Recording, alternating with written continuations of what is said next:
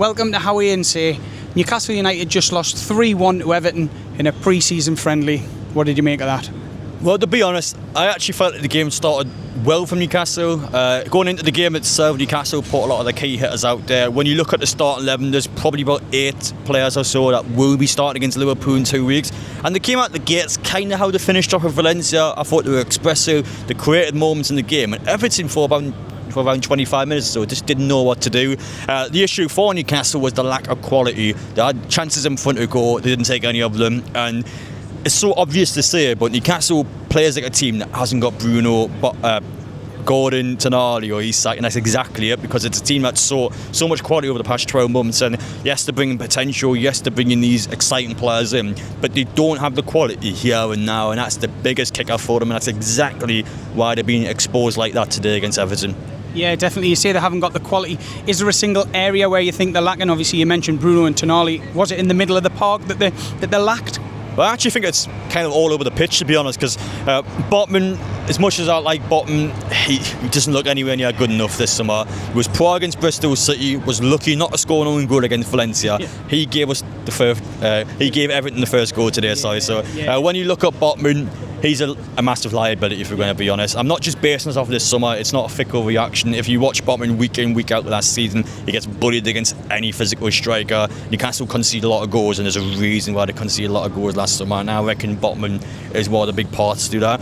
It's not all Botman, though. Obviously, midfield, they're lacking their big players. Bamba so far, it's only been a couple of games for, but he isn't quite dominating the midfield like you want him to. And attack-wise, yes, they've got exciting players up there. They've got a lot of quick players up there, but they missed all their chances, and they didn't have those sort of big moments that they needed, I felt like. So it's across the park. It's not solely on one player. Newcastle collectively needs quality all over the pitch, but I think the concerns for me, I reckon, isn't the senior players at the back. I don't think the defence is good enough.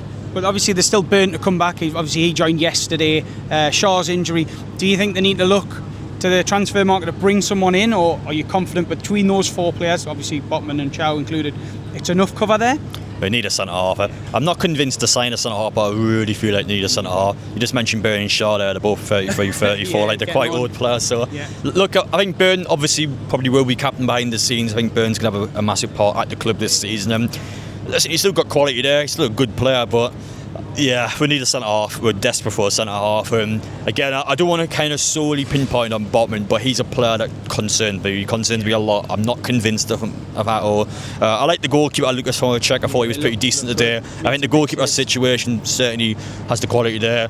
Lewis Hall, Lewis Hall is always going to be a good player, so assuming he stays in form, he's going to be good for you. Right hand side as well, you've got Livramento when he comes back, but you're likely signing a right back anyway. So what did you think of Shahar today? He's just a young lad, and he's not going to be anywhere near the first team. We're going to have to be honest about it. Look, I hope he's good one day, but currently in the here and now, you're waiting for Livramento and you're waiting for a new right back.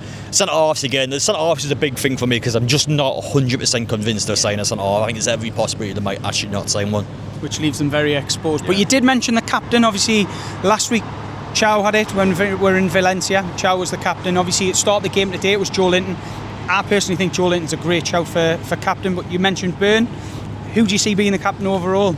I think it is Burn, if we're going to be honest. Look, long term, I think there's players like Lewis Miley there that certainly will grow into a captain material, but ultimately, as much as I like Joe, he's a bit too mental for me to be captain. Again, even on a friendly today, he's shirt putting players, he's just all over the place. So, no, I think it has to be Burn. He's had a great time out of the World Cup. Obviously, a local lad, so understands what the club is supposed to be. I think it's a no-brainer. It has to be Dan Burn. But I understand the fact that Dan Burn probably won't start week in, week out, which is where you will get the question. Yes. So, I mean, we're gonna have to wait and see how this one goes. But ultimately, they need leaders. They're desperate for a leader. When they try to get Højbjerg, it hasn't happened. They had to go for someone else now. Yeah, totally. Someone that can step in and lead on the field for Dan Burn being out, being a number 2 captain, or someone that comes in and kind of takes that leadership role on straight away, like you were expecting kind of Højbjerg to do. Well, you feel like you probably do need a captain for the future, not to discredit Dan Burn, but of course he is a player now you're going to have to try and build around and improve. So yeah, for now Dan Burn's fine as captain, but you have to look at the future. That's exactly what we're doing this summer, but we need quality here and now. We just don't have quality here and now. We'll have to get those players in that we know on match week 1 will deliver. And if you look into the future, obviously Liverpool's the first game in the Premier League. It's not too long away. How do you think the team will line up against Liverpool in comparison to today's starting 11? Well, the scary part is it'll be mostly how that team was today. There'll be a couple of players for the door. I think Newcastle will act quickly in the transfer market. They surely have to see the danger signs there, and they surely have to go out there and get the players in. But even in terms of players getting back, you've got Miley coming back, Livramento coming back. Neither of them's going to be back for Liverpool. So in terms of your 11 there, there's probably 8-9 players that starts, which is the concern now, because we've just got well beaten against the worst side of Merseyside, never mind the better side in Liverpool. So they're a team that's obviously got the Isak, they've got the Munoz, they've got the Ekitike stuff. So it's one of them ones where I'm a bit concerned, so we're going to have to see. Well, again, there's a lot of positivity around all these young players, a new manager. Does today kind of start the alarm bells ringing? You've just convincingly got beat by an Everton side, or is it just, it's pre-season, it's fine? I think it has to be alarm bells there. I think you're mental if you're not looking at that game and suggesting, oh, this isn't great. You have to look at kind of where we are. To be honest, we are in a transition phase. Our manager's made it clear. Behind the scenes, we made it clear in terms of what we want to do. We're a transition team that's looking to build on. So I feel like if you're expecting Newcastle to have a top 5 finish or to go and win a cup this season, you can't have those feelings. You have to back the manager, you have to be patient with the manager. I just don't think the team's that good. I think there's ingredients there, I think there's a recipe there. It's not like the team's awful, there's nothing to it. Like, there certainly is potential there, but that's all it is. It's potential. They need quality in, and there's so much quality, but they haven't actually brought quality in, which is why there's a massive question mark surrounding what Newcastle United is going to be this season, who Newcastle United is going to be, and that's where we are. We've sought Gordon, sought Tonali, sought Bruno, sought Isak. Of course, Newcastle's going to lack quality. We've just let all of these top players go, and Newcastle just haven't brought those top players in. They haven't signed a huge marquee signing. There's a couple of signs there. Listen, it's not like they bought bad players. Every sign I would actually look at and say, for the future, these are good players, they're exciting players, but you have to just look at where we are now. You can't expect all of these young 20-year-old players to suddenly start playing well in the Premier League. You have to look at what it is. You have to look at what Newcastle United is. It's an up-and-coming team, and they're not going to click in match week 1. Which is fair enough, but we have signed up-and-coming, exciting players.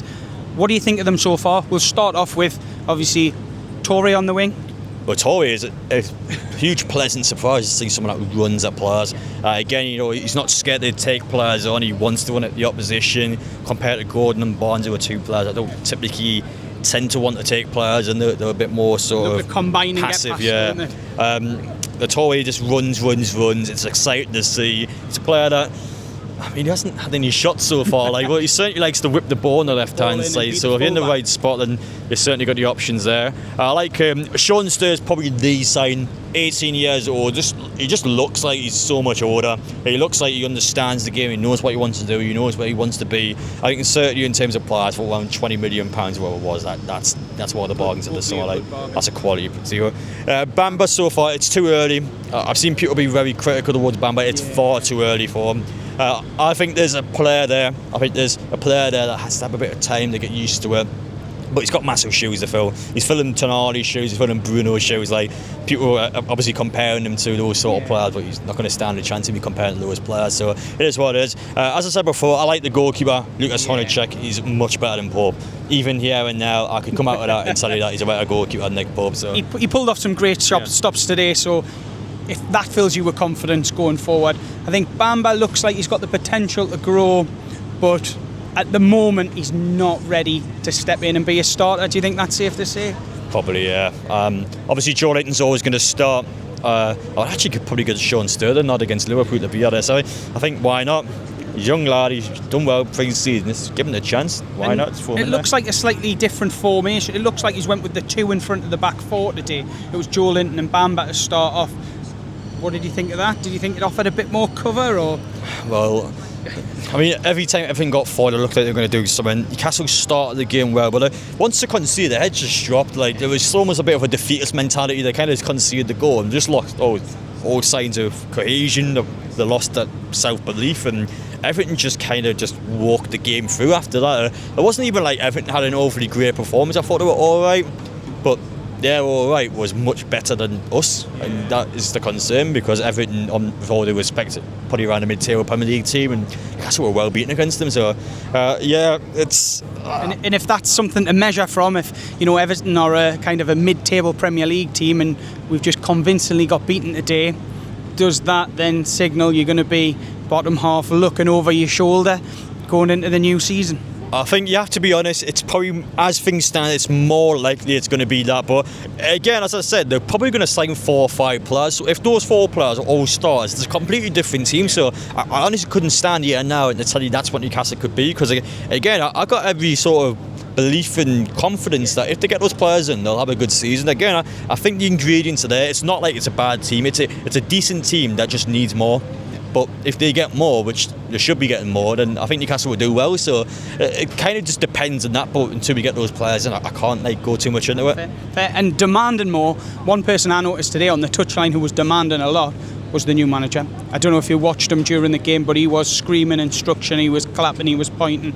He is demanding a lot from those players. He gave his first press conference, I think, yesterday. What have you made of him so far? Well, the manager's exciting. With all due respect to Eddie Howe, it's probably the most exciting part about this one, the new manager, because as much as I love Eddie Howe, look, it got the steal of him. It got to a point where I wouldn't even say it was kind of like needed to happen. I think it's been probably needed for a little while. Newcastle last season kind of fell apart in the big games. Newcastle last season at one stage had lost 9 and 12 Premier League games. That's a sackable offence, and not good enough. Ultimately the ownership backed Howe had said at the end of last season, I want to go. The ownership convinced him to stay. Howe then decided he wanted to stay, and then because of the players, so he sort of changed his mind again and said, I can't do it, we're going to have to get someone else. So that's kind of where we are. I think it's probably the right sort of manager. Matthias is up and coming, he's got a massive point to prove. You can just see he's got all the fight in him. I think it's a huge contrast when you watch Eddie Howe's press conferences towards his end to Matthias now. There's so much fight in Matthias, and it just looks like a manager that's going to give it absolutely everything he's got. And I think you have to be patient with the manager. I feel like in a journalistic point of view and a media point of view, if things don't start so well, I think the finger will be pointed towards him. I think you have to avoid that. I think Matthias clearly is the manager you're going to have to ride it out with. I think he's a manager where, as long as it's not a catastrophic, catastrophe. As long as it's not a disaster of a season, he won't be sacked. So he's a manager that's going to be here at least 2 seasons. You can't just back him. It probably is going to be a transition season if we're going to be honest. But again, if you get the players there, they've got every possibility of succeeding. And that's what he said. He said a lot about transitional period and kind of going through a few changes. But he also said that he likes to play vertical football. And do you think we've got a few glimpses of that today? He likes to get the ball forward quickly, or are the players still kind of trying to get used to that? Probably a balance of both. There's bits and bobs, still trying to get used to it. So it kind of goes a bit in between. Again, I can only kind of judge what I've seen so far. It has to be bigger signs than that, because I am concerned walking away from that. And then we'll look quickly to Saturday. Leverkusen at home. It'll be the first chance to see the new manager Eisler at St James's Park. Any changes or anything different you'd like to see for them?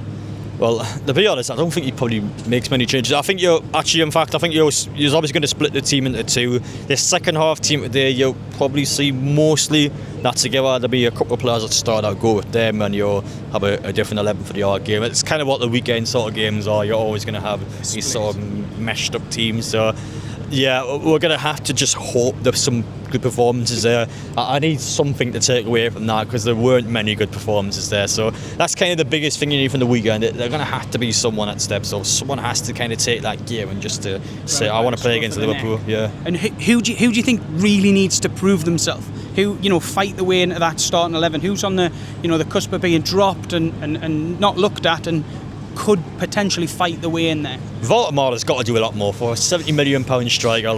I don't want to keep kind of going into him, because you know what the Valdemar talks like, but I have to be honest, Valencia didn't do much today, I know he's going to be struggling because he's been out World Cup with Germany, missed that penalty, and that's probably went all into his head, but he's got to do a lot more. For a £70 million player, I want to see more from him. He has to do more for me, because in the second half, again, just very little output from him. He has to show Newcastle that he can do it, because you saw it at his start. He's a good player. It's not like he hasn't got the ability there. Clearly he does, but it's just a confidence thing maybe. I don't know what it is, but it's just not working for him. He just looks so behind play. When balls are crossed in, he's not there. He's dropping off when he should be making runs in behind.